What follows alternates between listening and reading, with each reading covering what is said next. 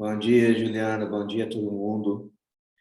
Estou esperando aqui um pouquinho maior de audiência aqui do pessoal. Tem muito pouca gente ainda. Mas, de qualquer forma, eu dou 10 minutinhos de tolerância até mais 9, 10 por aí. Se não chegarem a maioria, eu já vou começando a aula. Tá bom? Estão me ouvindo direitinho, Tá né? bom, professor. Tá Sim, joia. tá dando para ouvir, tudo certo. Beleza.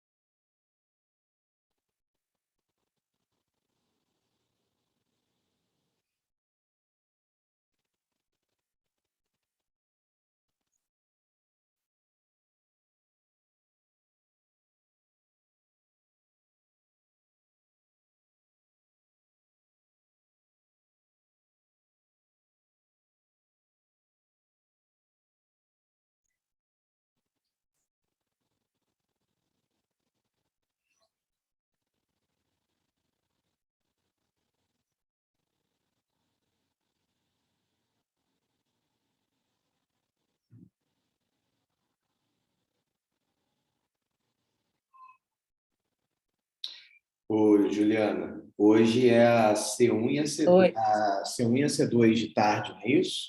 isso. Hoje vai ser aula de cateterismo naso-orogástrico e vesical.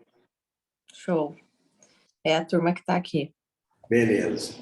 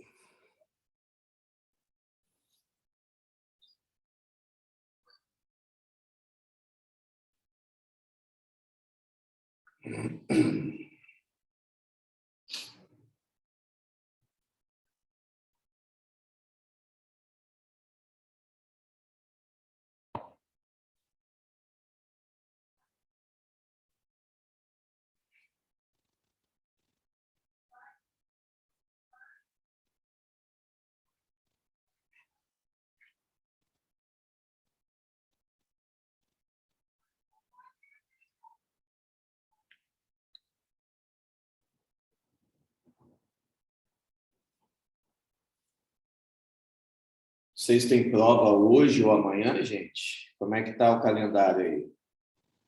Hoje não, né? É amanhã, na sexta? Amanhã. Ah, tá. É o que é amanhã? É diagnóstico por imagem. Maravilha.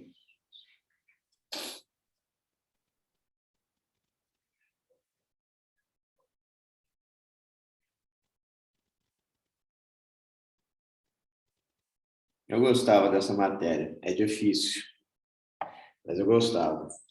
Hoje em dia, em cirurgia, então, com tomografia, eu uso ela o tempo todo.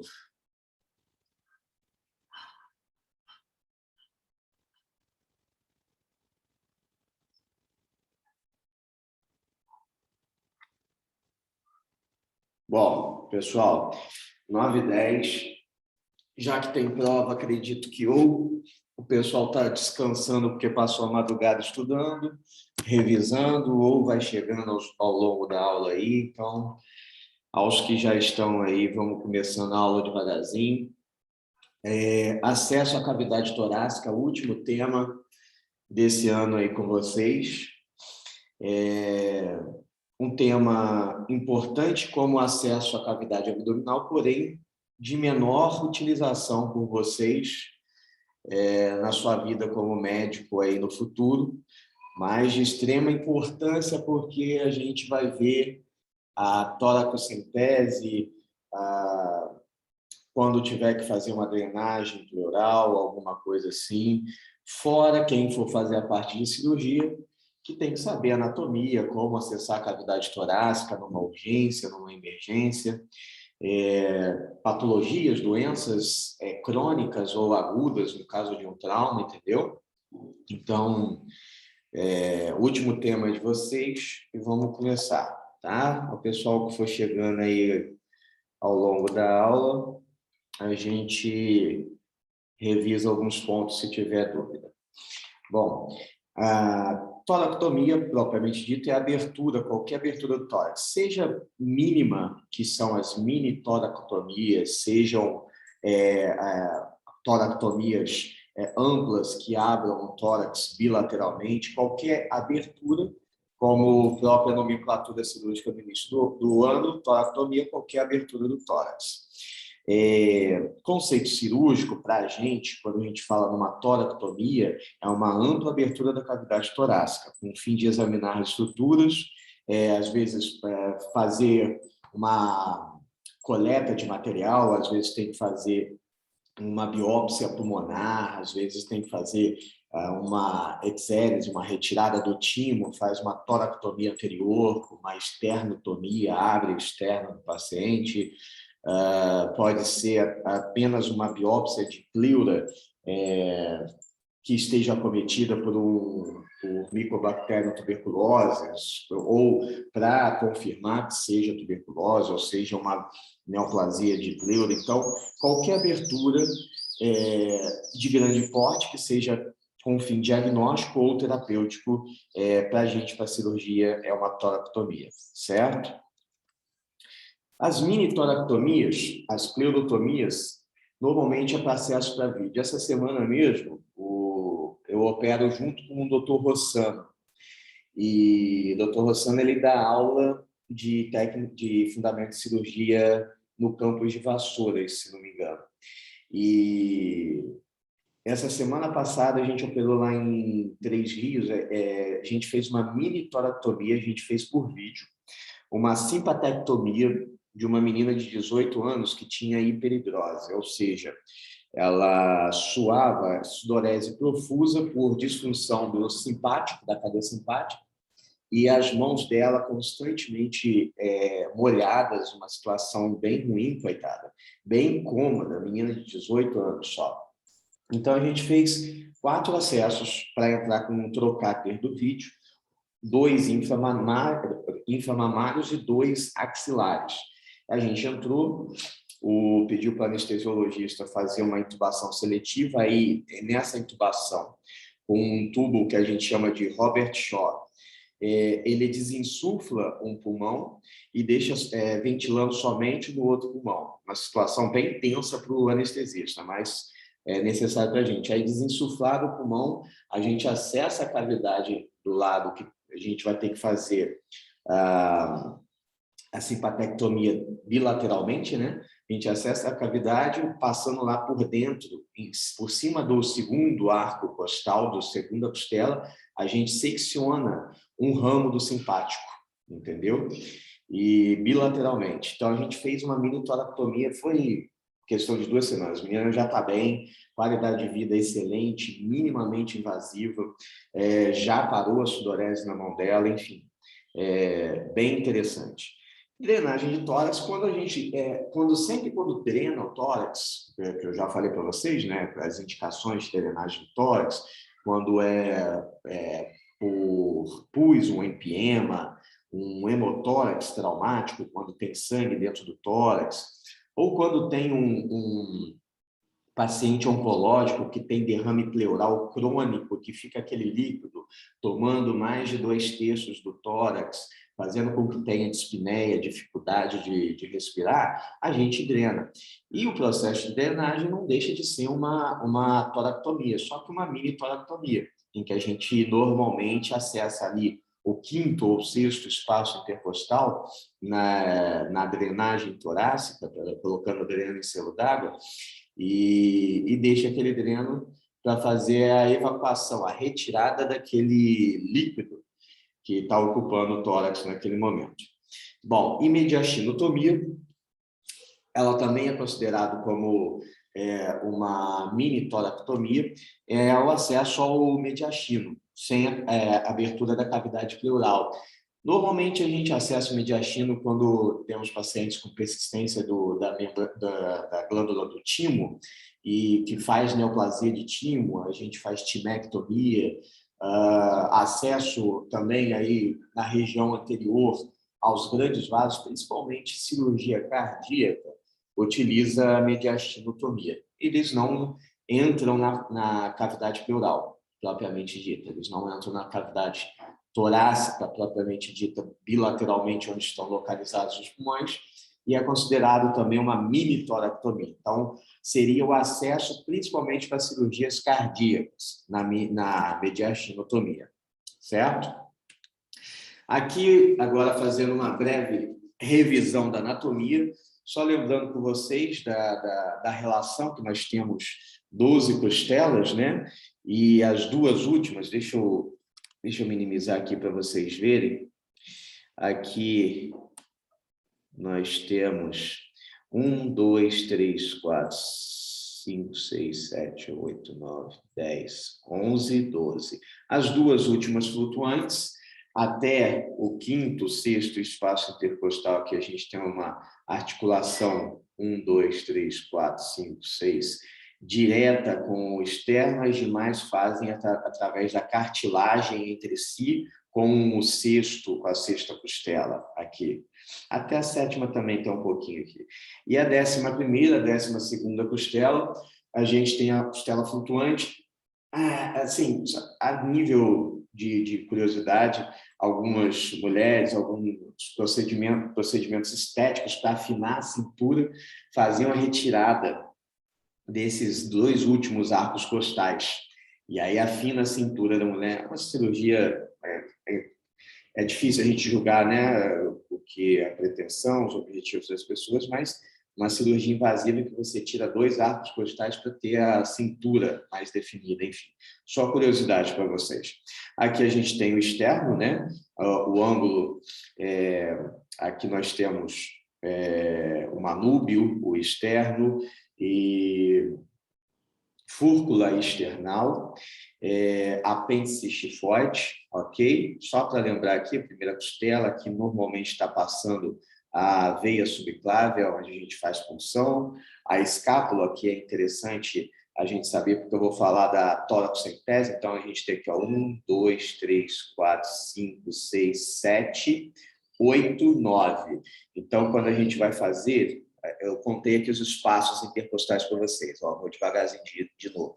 1, 2, 3, 4, 5, 6, 7, oitavo, nono. Oitavo, nono espaço intercostal. Normalmente, quando a gente faz uma toracocentese, que é só a punção do tórax, a gente pode fazer ou no quinto, entre o quinto e o sexto espaço intercostal, 1, 2, 3, 4, 5, 6. Então, normalmente, a gente pode fazer aqui na linha axilar média ou anterior, a gente pode fazer toracocentese, ou, usualmente, o melhor para a gente evacuar mesmo, drenar um tórax, drenar não, fazer uma punção de um tórax, a gente faz com o paciente sentadinho, coloca aqui na altura da borda da escápula, a gente palpa lá, e aí no oitavo, nono espaço intercostal, a gente faz essa punção, entendeu? Só para anatomicamente vocês visualizarem. Deixa eu voltar à apresentação aqui. Bom, aqui anteriormente, novamente, a gente tem aqui alguns marcos anatômicos, extremidade acromial, já falei para vocês, aqui na região posterior, vértebra torácica, 12ª vértebra, fazendo relação com a 12ª costela, cada costela vai ser originária de uma vértebra, né? Aqui, a parte muscular, certo? Então, deixa eu diminuir aqui mais uma vez, eu tenho que aprender a lidar com algum cursor do Zoom para poder não precisar ficar fazendo isso. Mas, enfim, aqui a gente tem o grande peitoral e aqui a gente, rebatendo ele já aqui desse lado, a gente vê o peitoral menor, certo? Aqui a gente tem a veia cefálica fazendo o afluente, ela sendo afluente da veia subclávia. Então, a gente está vendo a veia cefálica, que a gente tem a axilar, que já tem um porte maior, vocês vão ver na próxima figura, entendeu? Só lembrando que quando a gente for fazer acessos, a gente sempre vai ter aqui, a gente vai romper o peitoral maior, o peitoral menor, o serrátil, o romboide, o latíssimo do dorso ou o grande dorsal, entendeu? Deixa eu passar a próxima aqui. Aqui, rebatendo já o peitoral maior, aqui nós vamos ver, ó, o peitoral menor, certo? O latíssimo, o grande dorsal, certo? O romboide já foi aqui rebatido. Aqui, mais uma vez, a gente tem a cefálica junto com a axilar, chegando aqui na subclávia, certo? Drenando para a subclávia. Vemos aqui a subclávia do outro lado, a artéria subclávia, aqui a gente tem o plexo braquiocefálico. Inclusive, quando a gente tem uma compressão desse plexo aqui, entre a primeira costela e a clavícula, a gente pode ter o que chama síndrome do desfiladeiro torácico. E aí a gente faz um acesso aqui axilar para a gente abordar essa síndrome do desfiladeiro torácico. Eu vou falar mais para frente também para vocês. Aqui, mais uma vez, mostrando o externo. E a relação das costelas, aqui o ducto torácico, que é a drenagem linfática, passa do lado esquerdo.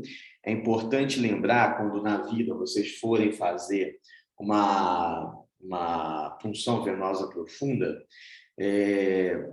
do lado esquerdo, do lado direito, vocês não têm o ducto torácico, que é a drenagem linfática do tórax. Vocês só têm do lado esquerdo. Então, quando vocês forem fazer um acesso venoso profundo e fizerem uma subclávia, do lado esquerdo, lembrem que se vocês errarem a veia, vocês podem acertar o ducto torácico, pode causar a perfuração desse e ficar drenando linfa para o tórax. Isso pode ser fator de infecção, de uma mediastinite, de complicações que vocês não vão querer. Então, se tem que fazer subclávia, se querem, prefiram sempre o lado direito. O lado esquerdo tem outro porém também.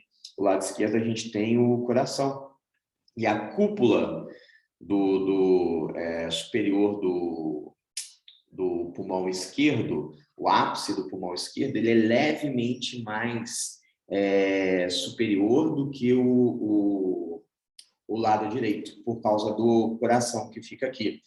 Então, quando vocês fazem quando vocês vierem a fazer uma punção venosa profunda também do lado esquerdo, além de ter o ducto torácico, que pode pegar a mais do que do lado direito, e vocês podem fazer um pneumotórax com mais facilidade devido ao ápice do pulmão estar mais elevado, entendeu?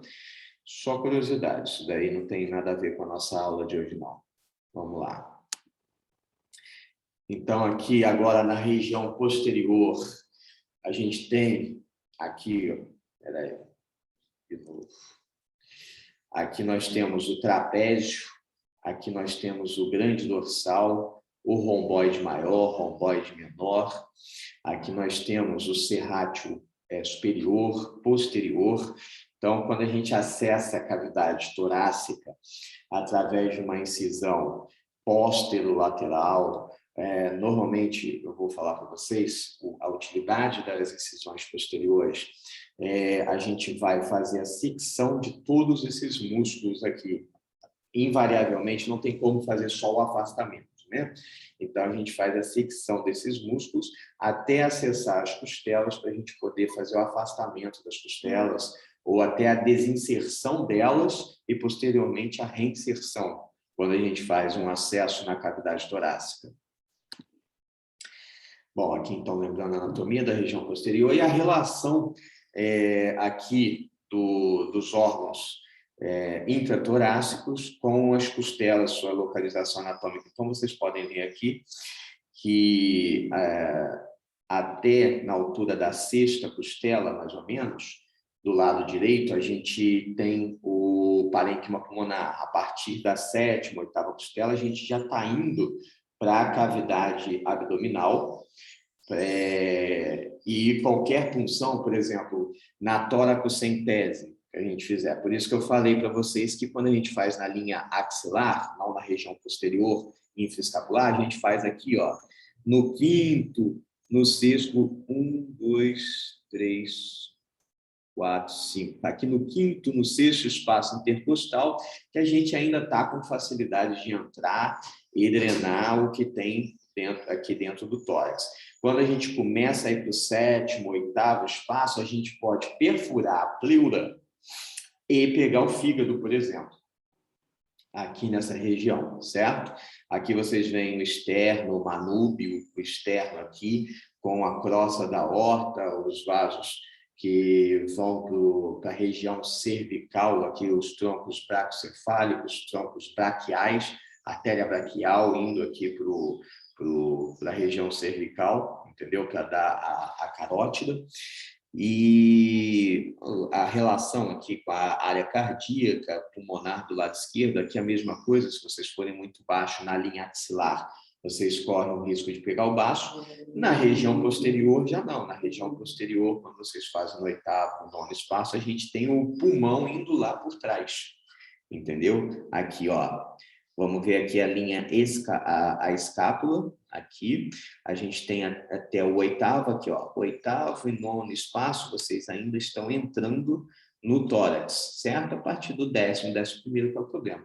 E até porque não tem como fazer na região posterior infraescapular uma drenagem no quinto, no sexto espaço. Então, quando a gente vai drenar na infraescapular, que é onde o líquido vai se acumular mais pela tendência da gravidade, você tem que ir abaixo do ângulo da escápula, no oitavo, no nono espaço intercostal. Então, a região aqui, ó, posterior, vocês estão vendo isso. Sem contar que aqui atrás, retroperitoneal, já lá para o 11º, 12º, vocês têm o rim. Só que até atingir o rim é bem profundo, é mais difícil do que aqui na frente a gente atingir o baço e o fígado. fizer uma punção baixa, entendeu? Só lembrando essa parte anatômica, quando vocês estiverem na prática, na vida, propriamente dito, como médico, tá? A toracocentese, que é uma coisa que vocês vão fazer, vocês como médico clínico, vocês teoricamente estão habilitados a realizar uma toracocentese. Qualquer médico que venha trabalhar em UTI, qualquer médico que venha a trabalhar em pronto-socorro está habilitado a fazer uma toracocentese, entendeu? A toracocentese, teoricamente, seria qualquer punção realizada no tórax, mas a gente, seja para atingir a pleura, seja para atingir a região mediastina anterior, mas a gente usualmente ficou já classicamente entendido que quando se faz uma toracocentese é para drenar a cavidade pleural, entendeu? É para fazer uma punção. E ela pode ser diagnóstica ou terapêutica. Ela vai ser diagnóstica quando a gente tiver se tiver que fazer uma biópsia por punção da pleura, certo? A gente pode fazer. Ela vai ser diagnóstica quando tiver coleção líquido. Um paciente, vamos dar um exemplo, paciente com pneumonia, canso de fazer isso nas enfermarias de clínica quando eles pedem parecer para a gente da cirurgia. Paciente com pneumonia já está 72 horas usando o antibiótico, não melhora, surge um derrame pleural de moderada monta e não se sabe que características que tem. Só se sabe que não tem características de pus, não é um empiema. E o radiologista descreve isso bem para a gente, que o líquido não tem características de empiema.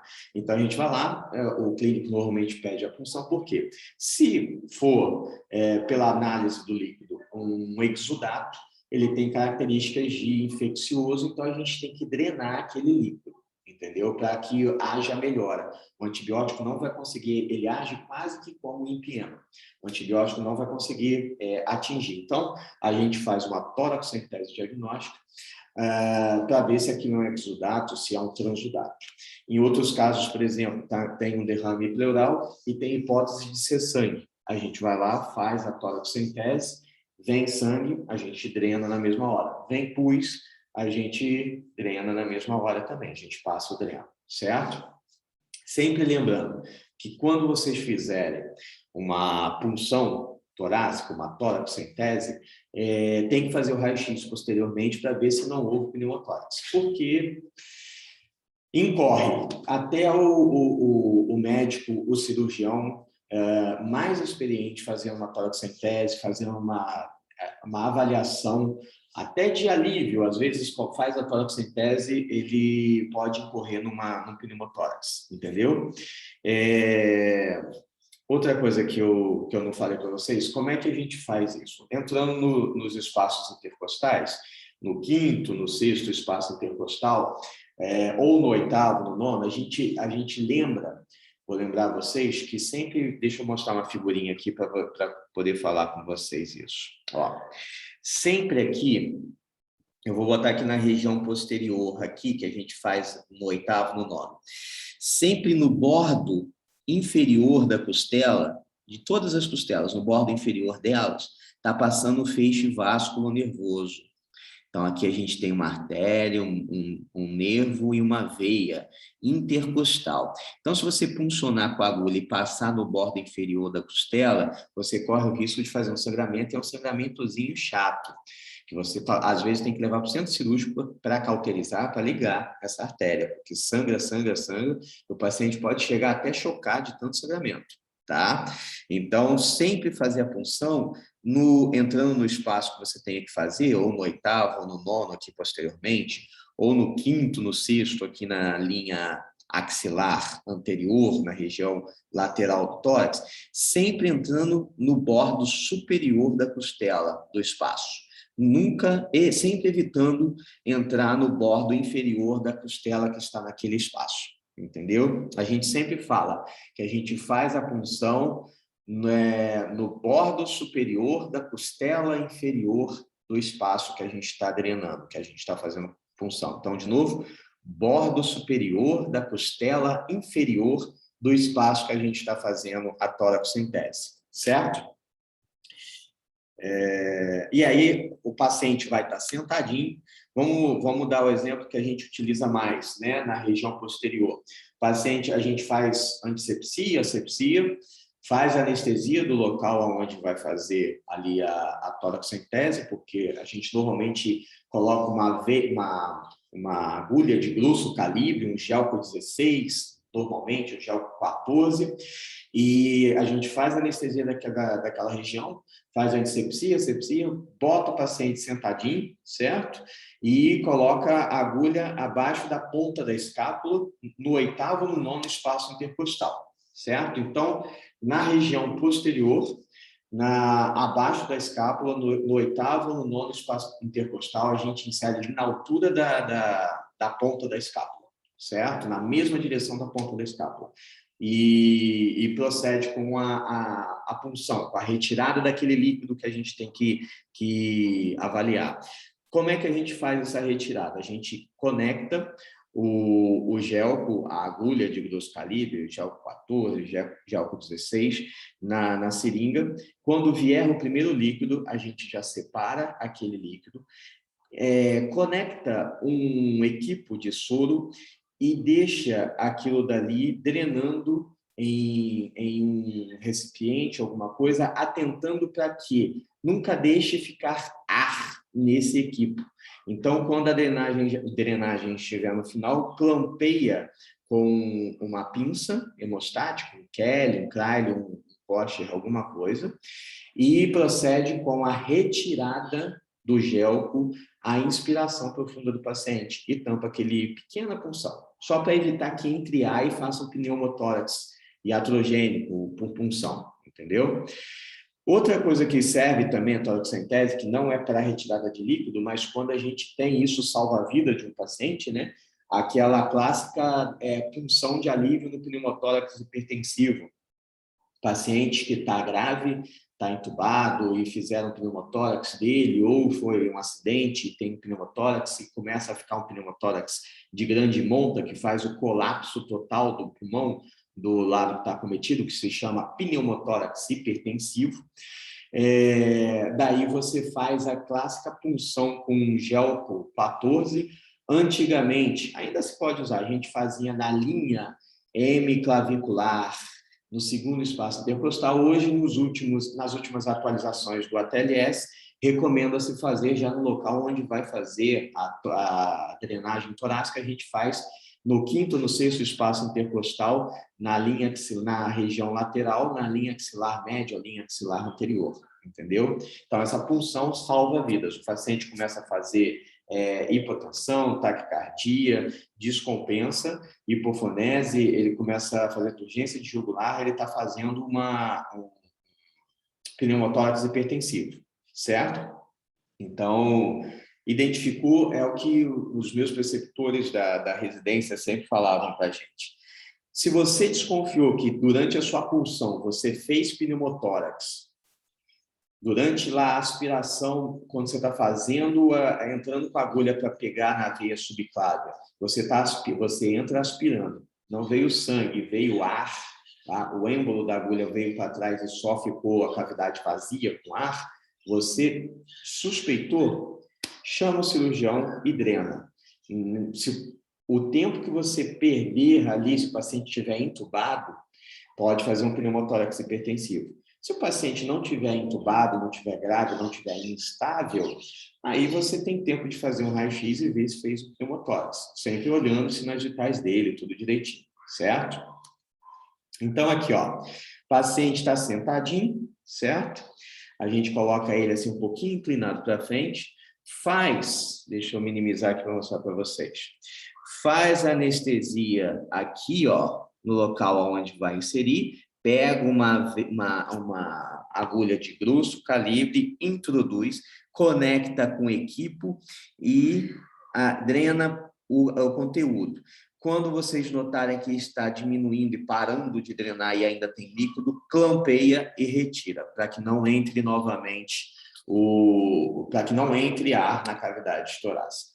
Tá ok? Vamos lá. Aqui. e fazer toracotomia.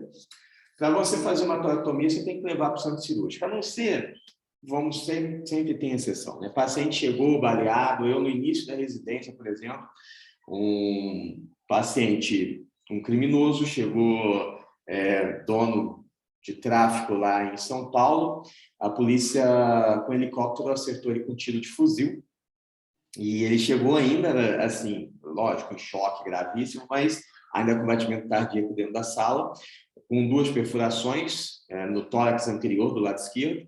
A gente fez uma toracotomia bilateral ampla, que é a toracotomia de Clamshaw, em ostra, boca de ostra, entendeu? Que eu vou mostrar para vocês. Anterior bilateral.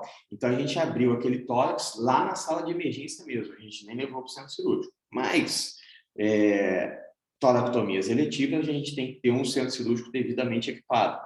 Para fazer toracotomia, eu vou falar para vocês, tem que ter o posicionamento correto do paciente. A gente pode colocar o paciente decúbito dorsal, decúbito ventral, lateralmente, oblíquo, de acordo com o que a gente vai acessar na cavidade torácica e de acordo com o que for a nossa incisão. Entendeu?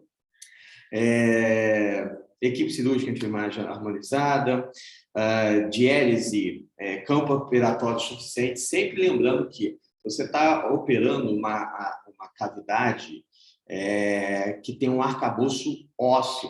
Então, não dá para você acessar o pulmão, se você vai fazer aberta, alguma coisa assim que você precise fazer, se você fizer uma incisão mínima. Então, é ampla, não tem jeito. Vai usar o afastador normalmente de finoquieto, que eu vou mostrar para vocês, vai usar o afastador, ou vai desarticular alguma costela, ou vai fazer a retirada de um segmento de costela. Então, a gente secciona aquela costela e o paciente deixa de ter naquele setor, aquele pedaço de costela, entendeu? Lembrando sempre que o osso, quando você secciona, sangra muito. Então, quando você vai fazer uma mediastinotomia, vai abrir o mediastino no meio, vai ter que ter o cimento cirúrgico, a cera cirúrgica, que é utilizado para colar o osso, para fazer com que ele pare de sangrar, porque só cauterizar vai ser difícil.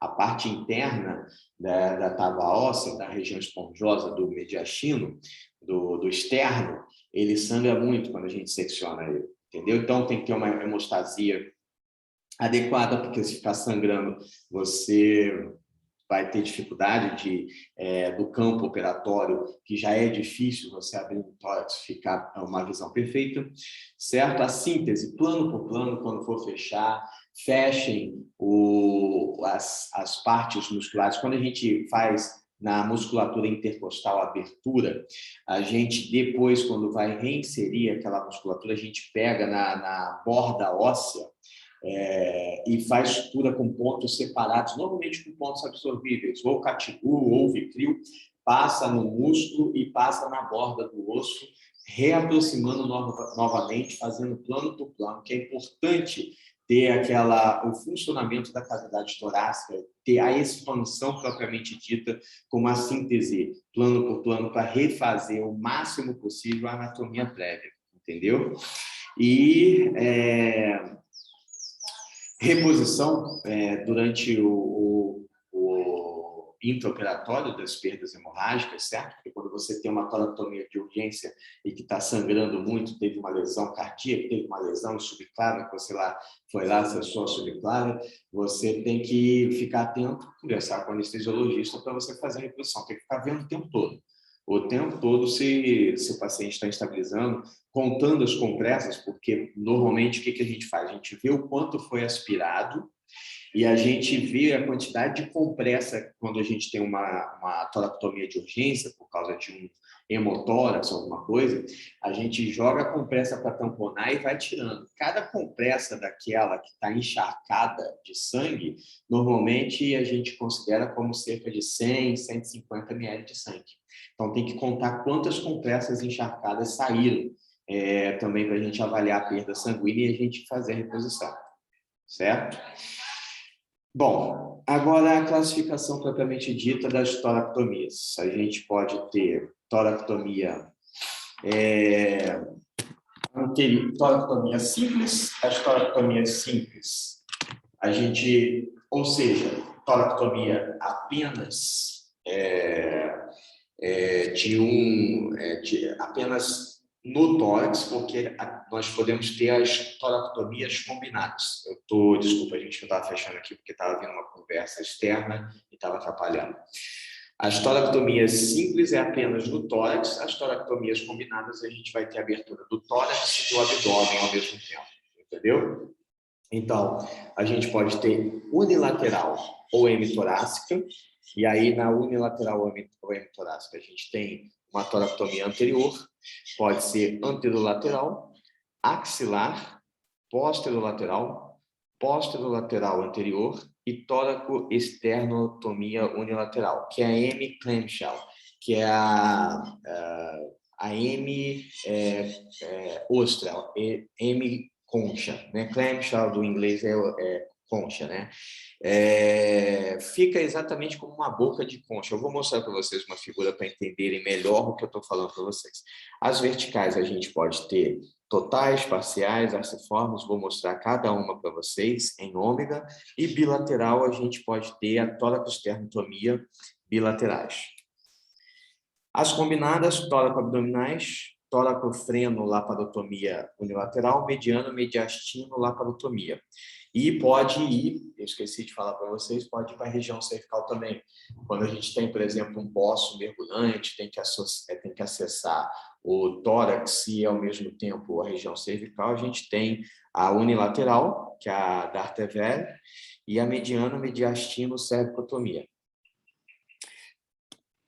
Posição operatória. Posição operatória, qual vai ser o critério que a gente vai ter para fazer? Topografia e natureza da lesão. Então, a gente vai botar o paciente em decúbito dorsal, oblíquo, lateral ou em decúbito ventral, de acordo com o local que a gente quer acessar, né? Se a gente quer acessar, por exemplo, o hilo pulmonar, a melhor posição vai ser a de decúbito ventral, certo?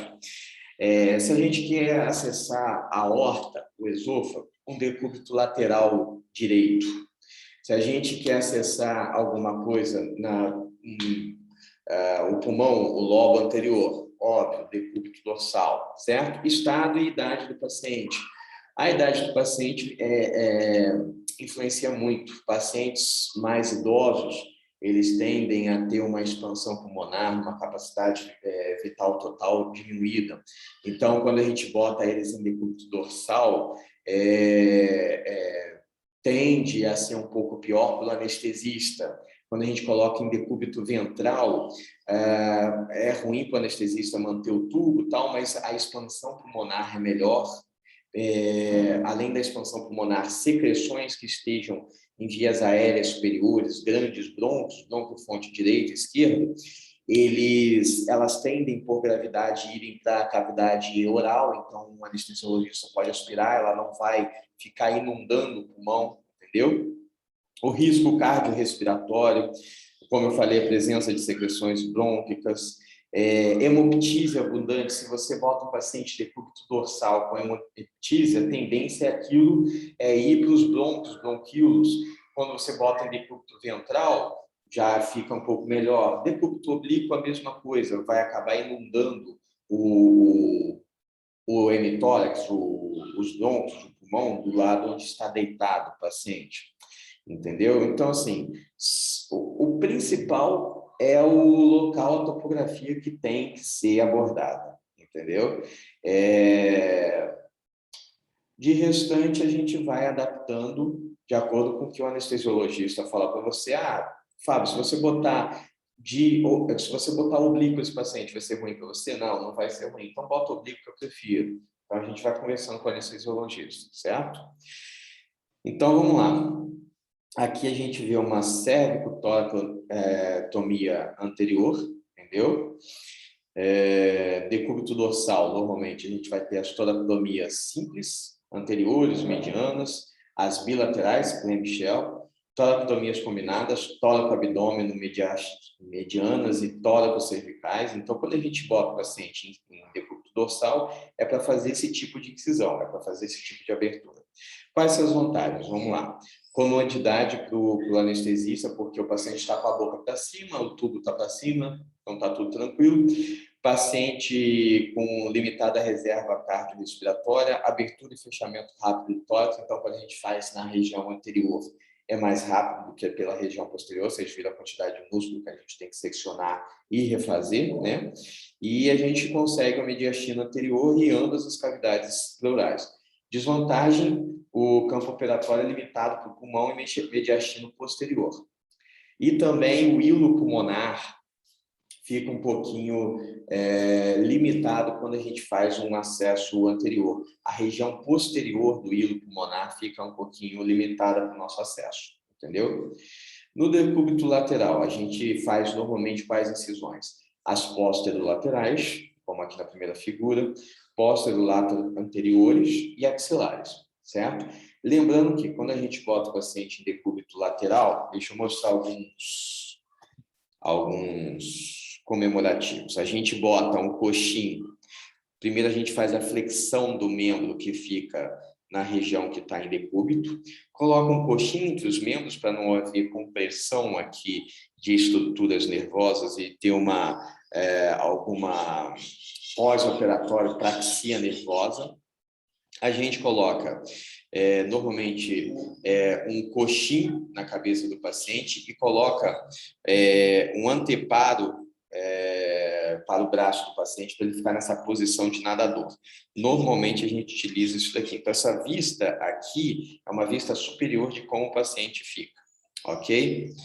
Essa daqui são as braçadeiras que a gente coloca. Então, a gente bota o braço levemente um à frente do outro, para a gente poder fazer o decúbito lateral e esses tipos de toracotomias, ok? E para que a gente vai? Quais são as vantagens, quais são as desvantagens?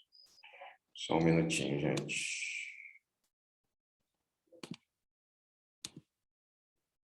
Vamos lá.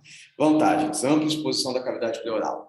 É extremamente vantajosa para a gente. Quando a gente faz uma posterolateral, lateral, a gente consegue acessar toda a cavidade pleural, a gente consegue ter um acesso bom para o hilo pulmonar, tanto anterior quanto posterior, entendeu? Agora, o problema é quando a gente faz decúbito. Deixa eu mostrar aqui para vocês. Concorda comigo quando o paciente está nesse decúbito aqui? O que tiver de secreção desse lado vai acabar por gravidade inundando o outro. E normalmente a gente está abordando esse lado e a gente pede para o anestesiologista fazer uma intubação seletiva e só ventilar o pulmão contralateral. E esse aqui já não está sendo ventilado. Então, além de estar só com o pulmão ventilando, a gente ainda vai, se o paciente tiver com muita secreção nas vias aéreas, a gente vai fazer com que essa secreção escoe e inunde esse pulmão. Então, a ventilação vai ficar um pouquinho pior. Mas, normalmente, a gente opera paciente eletivo, né? Então, não é paciente que tem secreção, né? Teoricamente, não vai estar com pneumonia quando a gente estiver operando ele, certo? Teoricamente, não. Nunca, né? Vai estar com pneumonia. Mas, nos casos de acidente, de trauma, que a gente coloca o paciente nesse caso, isso daí, a gente pode ter secreção de via aérea e acabar inundando contralateral, certo? Aqui, a gente vê o fechamento de uma excisão posterolateral, certo? Que a gente abriu do lado direito. Normalmente, a gente faz esse acesso amplo para fazer uma lobectomia, para fazer a retirada de um lobo pulmonar, certo? Ainda na posição operatória, a gente tem o decúbito oblíquo, que o paciente fica um pouco quando a gente tem as mesas. Isso aqui é uma figura antiga, né? Porque a gente não tinha mesa cirúrgica que fazia oblíqua, né? Posição oblíqua. A gente coloca um coxinho por baixo do paciente, coloca o braço para cima com a braçadeira e faz o acesso oblíquo, certo? Vantagem, facilita a exposição do coração, do lado esquerdo, né? E o hilo pulmonar também. E o acesso endotorácico é mais limitado, certo? A desvantagem do decúbito oblíquo. E a posição de toracotomia de ventral, decúbito ventral, e a posição de Brown, a gente faz uma toracotomia simples, póstero-lateral. Aí, a desvantagem, a gente tem vários músculos, né? De acesso, de abertura, o fechamento é mais longo, entendeu? Para o anestesista e para o primeiro auxiliar é incômodo ficar nessa posição, o paciente fica com a boca para baixo, né? E o pericárdio, o face anterior do hílio pulmonar fica pouco acessível. Já as vantagens, facilita a drenagem da secreção até a traqueia, como eu falei para vocês, por gravidade ela vai para baixo da boca, evita o risco de inundação e ventilação pulmonar, porque a expansão fica muito boa, certo? Então, essas são as vantagens da gente fazer, né, em decúbito ventral a incisão. Normalmente a gente vai utilizar para quê? A gente utiliza para acessar, né, alguma neoplasia, algum tumor na região de lobo pulmonar posterior, né? A gente nunca utiliza essa posição numa emergência, numa urgência. Na emergência, urgência, a gente vai utilizar ou o decúbito lateral ou o decúbito dorsal, na maioria das vezes vai ser o decúbito dorsal, entendeu? Aí as indicações póstero-laterais: ressecção pulmonar, traqueoplastias, bom, todas essas, toracectomias, toracoplastias, decorticação pulmonar. O que é a decorticação pulmonar? É a lavagem, né? Lembra quando a gente teve aula de nomenclatura cirúrgica? Decorticar é você limpar uma cavidade. Então, quando tem um pulmão que não está expandindo, que está com muita secreção fibrinolítica, a fibrina daquela, que é o esfacelo, que é da fase da cicatrização, lembra da cura de feridas, que a gente tem a formação da matriz cicatricial, e que a gente tem lá o colágeno tipo 3, os fibroblastos. Isso forma o que a gente chama de esfacelo, que é a fibrina. Fica aquele conteúdo amarelado, grudado, e isso pode ficar dentro do pulmão. E isso dentro do pulmão dificulta a expansão pulmonar. Quando está crônica, a gente tem que ir lá, abrir e lavar, passar, jogar soro, passar gase, retirando manualmente aquela secreção, aquela fibrina agarrada. Então, para decorticação, a gente usa isso. Esofagectomia, quando a gente vai fazer uma neoplasia de esôfago, a gente pode deixar o paciente, normalmente a gente faz um tempo abdominal e o tempo torácico a gente entra com o paciente em decúbito lateral para retirar o esôfago, certo? Tumor, alguma coisa. A aorta torácica também, decúbito lateral, e acesso ao diafragma também, mas o acesso ao diafragma é contralateral. A gente vai ter também no decúbito dorsal, certo? Então, aqui a gente tem o póstero lateral, aqui tem o serrátil, né? O latíssimo no dorso, trapézio, eretor da espinha. Então, a gente vai acessando todas essas camadas para a gente abrir. E aqui vocês estão vendo um afastador de fino quieto, que a gente acessou ali entre o quinto e sexto espaço intercostal, fez a abertura de toda a musculatura e agora a gente está afastando cranialmente e inferiormente as costelas sem desarticulá-las. Desarticular a elas. Colocando o afastador de fino quieto, que é esse daqui. Aqui nós temos 2 afastadores de Volkmann, que são esses garfinhos, mostrando o acesso, agora aqui a gente, sem o fino quieto, acessando a musculatura intercostal, entre as costelas, e aqui, propriamente dito, a gente com um afastador, isolando a costela.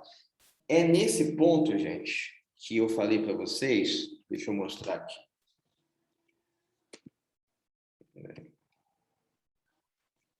É nesse ponto em que eu falei para vocês que ou a gente pode entrar com um afastador entre uma costela e outra e afastá-las, ou a gente faz a secção da costela em um trecho dela e a gente retira esse fragmento e o paciente deixa de ter costela naquele segmento, quando a gente quer um acesso amplo. Entendeu?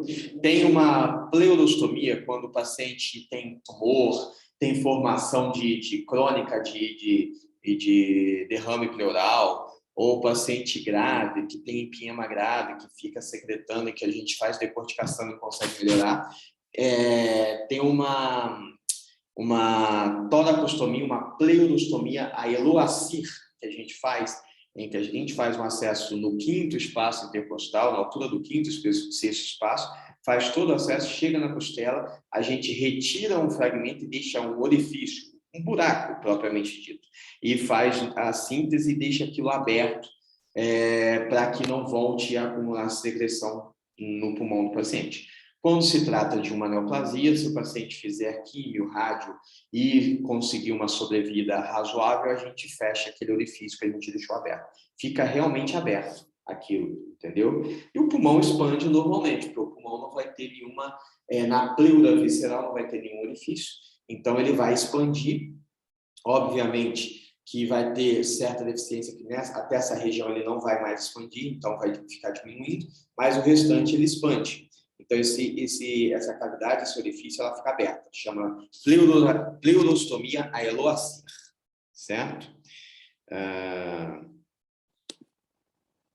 Bom, vamos lá.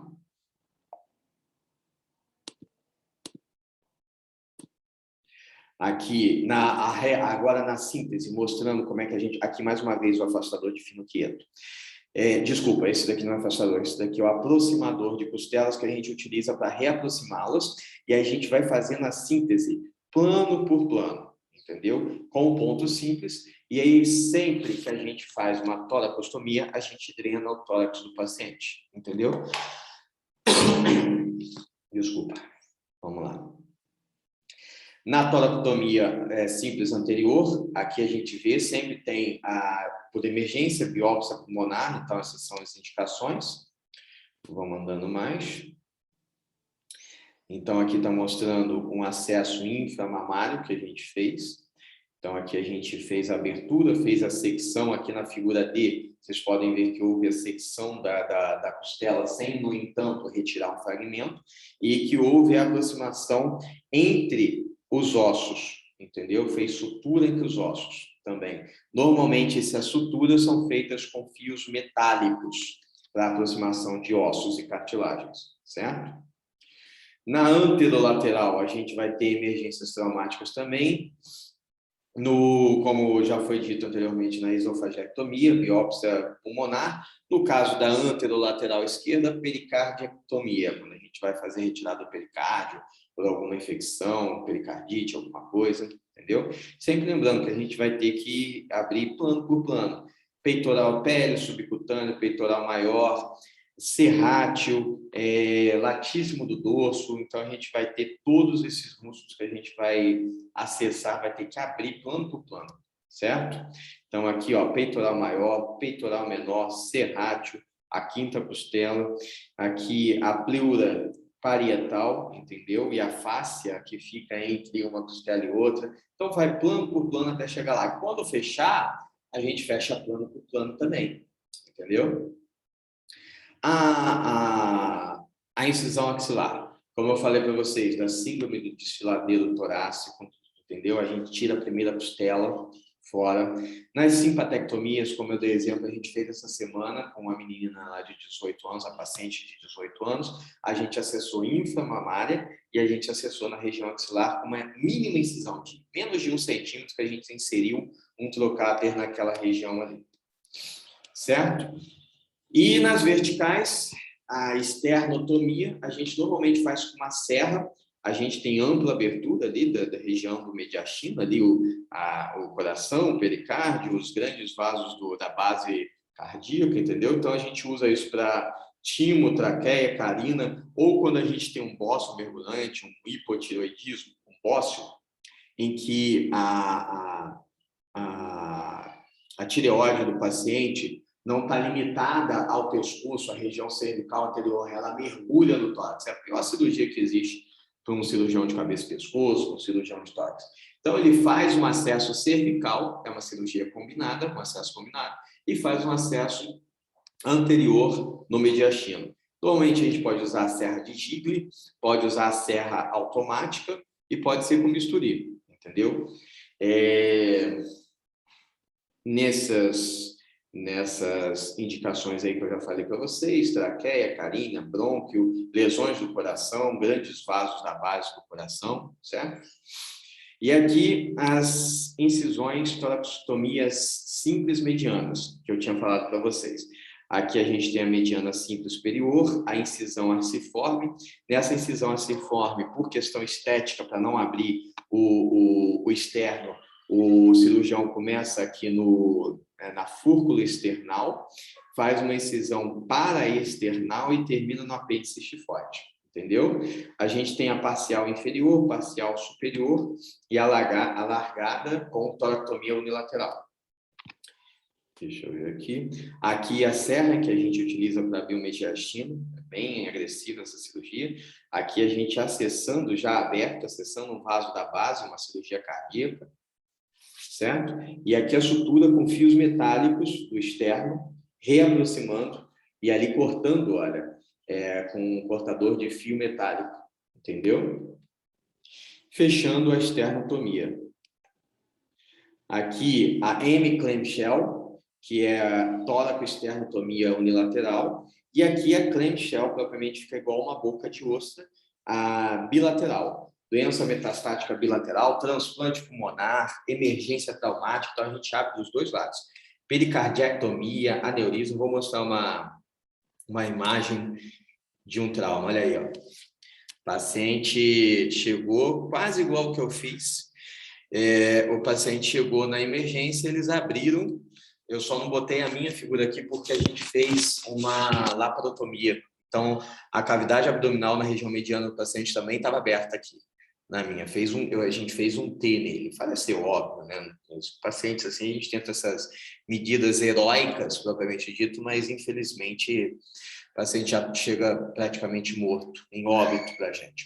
Então, aqui vocês estão vendo uma clamshell, que tem ampla acesso à cavidade torácica, à mediastina, a gente consegue ver tudo aqui, certo? Então, ela é assim, o paciente normalmente está em decúbito dorsal, e a gente faz uma incisão transversa bilateral no tórax. Aqui nós temos a tóraco-freno-laparotomia. Então, à direita, a gente pode ter reconstrução do trato biliar, recisão do lobo direito do fígado, derivação portocava, então todas essas indicações que eu já botei aqui no slide para vocês. À esquerda, a gente faz acesso para retirar normalmente o esôfago inferior, gastrectomia total a gente pode fazer quando parte do esôfago distal está acometida, a gente tem que ressecar uma parte do esôfago distal junto com o estômago, a gente pode fazer uma toracotomia combinada, que aí seria a tóraco-freno-laparotomia, sempre lembrando que na medida do possível, quando a gente fizer uma abertura dessa, a gente preservar o diafragma, a gente não fazer incisão no diafragma, a gente chegar até ele e respeitá-lo. Porque o diafragma, quando a gente lesiona, faz a sutura, por mais que a gente faça a sutura, ele é primordial na harmonia entre tórax e abdômen, na expansão pulmonar. Então, podendo deixar o diafragma de fora, a gente deixa o diafragma de fora. Entendeu? Mediastino-laparotomia, que a gente abre lá do ângulo de Louis, lá em cima, no manúbio, no ângulo de Louis, na fúrcula external, que também é conhecido como ângulo de Louis, até lá embaixo no umbigo, então a gente abre de cima e embaixo o paciente.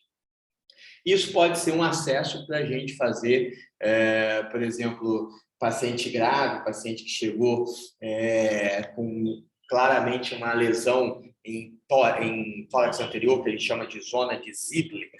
Isso não tem um cara, só para a curiosidade de vocês, para vocês aprenderem um pouco mais. A zona de Ziegler é considerada uma zona ali do lado do hemitórax esquerdo, de alta lesão ao paciente, que pode pegar a aorta, pode pegar o mediastino anterior, o coração, o tiro pode transfixar e entrar para a cavidade abdominal, então seria o exemplo da mediastino-laparotomia. Aqui, a tóraco-mediastino-cervicotomia, ressecção de tumores, tumor de Pancoast, por exemplo, que é o tumor que envolve o lobo superior pulmonar, a gente faz esse tipo de toracostomia. Mediastino-cervicotomia, trauma, e o bócio, né? Que eu falei para vocês que a gente faz a incisão aceiforme na região cervical para acessar, para fazer uma tireoidectomia. A incisão aceiforme é essa daqui, gente, ó. Normalmente, quando a gente vai fazer uma tireoidectomia, a gente faz essa incisão aqui só. Quando a tireoide que está aqui, ela é grande e mergulha aqui, a gente faz associada a essa, a gente abre o externo também. tá bom? Então, essa daqui é a incisão. Aqui mostrando uma incisão, uma mediastino-cervicotomia para um bócio mergulhante. Aqui no caso, a gente tinha o bócio mergulhante na região superior apenas. Aqui ele deve ter acessado para fazer uma timectomia, que está meio ruim aqui para mostrar para vocês. E é isso, tá bom? Aula razoavelmente grandinha. O que eu quero? Qual a minha pretensão? Não é formar cirurgiões torácicos, tá? A minha pretensão é que vocês apenas saibam que existem essas incisões para acessar os órgãos, mas o primordial que vocês têm que saber é a toracocentese. É onde faz a toracocentese, os espaços que vocês fazem a toracocentese. Por quê? Porque isso vocês vão fazer no dia a dia de vocês. Um trauma que vai fazer uma toracotomia de urgência, vocês como clínico não vão fazer, mas se vocês vierem a fazer cirurgia, vocês têm que ter pelo menos essa base de saber que existem essas incisões, que é assim que a gente abre o tórax, porque quando eu cheguei para fazer residência, eu sabia pelo menos que num trauma torácico, eu tinha que ir lá deixar o paciente decúbito dorsal, na abertura na região do quinto, sexto espaço intercostal, eu fazia uma toracotomia anterolateral extensa e acessava aquela cavidade torácica que eu precisava abordar. Então, esse é o básico que eu quero para vocês. Não quero formar cirurgiões torácicos, ok? Pessoal, agora eu vou deixar aberto para vocês tirarem dúvidas e eu queria que vocês começassem a assinar a lista de presença, tá ok? E até à tarde, tá bom? Ô, Fábio, Oi. aqui, então, você falou de toracocentese. Você repete para mim aquela questão do bordo que eu perdi? Tá, é a Juliana, não é? Por favor. Aham. Vamos lá, Juliana. Então, você pega na região da escápula do paciente, aí tem a ponta da escápula do paciente. Você está falando do bordo da lateral, da costela. Então, vamos lá. A costela, você tem o bordo superior e inferior dela, não tem, Ju? Sim, aí tem a questão da inervação lá. Isso. Então, a inervação, ela passa por baixo da costela. Junto à costela, por baixo dela, a inervação, não só a inervação, a veia, a artéria e o nervo. Ela passa por baixo da costela. Então, quando você vai fazer a punção naquele espaço entre uma costela que está em cima e uma costela que está lá embaixo, deixa eu voltar aqui as figuras, espera aí. Vamos voltar aqui para eu mostrar aqui para você. Mostrar para todo mundo. Vamos lá. Então, ó, deixa eu mostrar aqui, numa que tenha só a costela. Então, vamos lá. Aqui, ó. Tem essa costela aqui. Tá vendo a setinha eu apontando aqui, Juliana? Tô. Tá. O bordo superior dela e o bordo inferior, certo? Aqui no bordo inferior dela que está passando artéria, veia e nervo. Então, quando a gente vai fazer uma toracocentese aqui na região posterior, a gente entra com a agulha aqui, ó, raspando o bordo superior da costela inferior. Porque se você entrar com a agulha raspando o bordo inferior dessa costela aqui, você corre o risco de pegar a veia, a artéria, o nervo que estão passando aqui. Entendeu? Ah, tá. Enxerguei agora. Enxergou? Então, aqui vamos dar o exemplo mais uma vez. Peguei aqui a borda da escápula, a ponta dela, aqui é o oitavo, aqui é o nono espaço. É onde a gente vai fazer a punção, certo? Daí, quando a gente for entrar com a agulha, a gente não vai entrar com a agulha raspando aqui a oitava costela, na região inferior dela, nem aqui raspando a sétima, nem aqui raspando a oitava costela no bordo inferior dela. A gente vai sempre entrar no bordo superior do espaço que a gente está abordando. Então, sempre aqui, ó, sempre raspando superiormente a costela no espaço que eu estou entrando. Aí você palpou lá na hora, sentiu a costela superior, sentiu a costela inferior. Aí você vai entrar no espaço entre elas. Pega a sua agulha e aponta em cima da costela inferior e entra raspando ela para dentro da cavidade. Entendeu? Aham, tá. Deu boa mesmo? Entendeu mesmo? Sim. Eu não Tá. estava Hoje à enxergando. tarde na aula prática, eu mostro de novo para você, eu mostro em mim, Tá, você palpar a costela, você vai ver direitinho como que a gente tem que fazer, beleza? tá ótimo. Então tá bom. Obrigada, viu? De nada. Pessoal, mais alguma dúvida? Não, né? Então tá bom. Ó, tá faltando ainda uma pessoa para assinar aqui. Vi que tinham 19, tá faltando um aqui. Vou deixar mais um tempinho aberto, não vou fechar ainda não. Tá bom? Então até de tarde, beleza? E aí, hoje a aula de cateterismo naso-orogástrico e cateterismo vesical. Hoje a aula é para vocês. Boa tarde para vocês, meninos. Bom dia para vocês e até de tarde. Tchau, tchau. Tchau.